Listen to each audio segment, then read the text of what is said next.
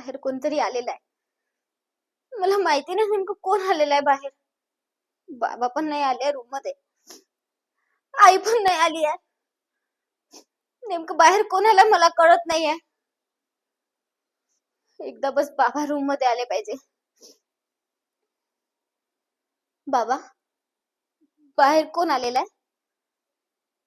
मला बघायला पाहुणे आले, मला बघायला मुलगा आलाय, आणि हे तुम्ही मला आता सांगताय?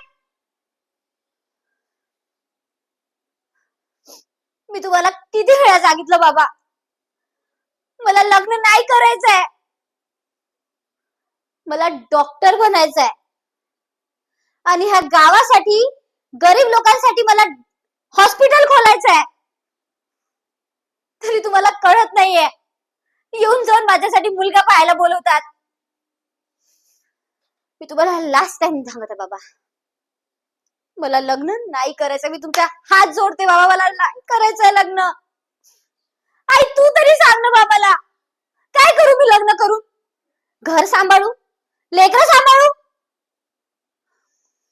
सासूचं ऐकू, नवऱ्याचं ऐकू, कोणाचं ऐकू? मुलीचं आयुष्य एवढंच आहे. पण बस खूप झालं. मी ठरवलंय, मला लग्न नाही करायचं. तुम्ही जर मला फोर्स कराल लग्न करायचंय, सो सॉरी, मी हे घर सोडून जाणार.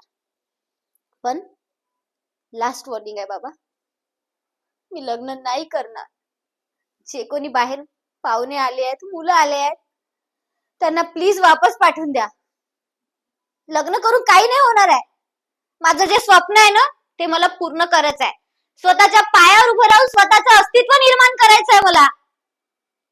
आणि ही गोष्ट तुम्ही समजून घ्या. थँक्यू.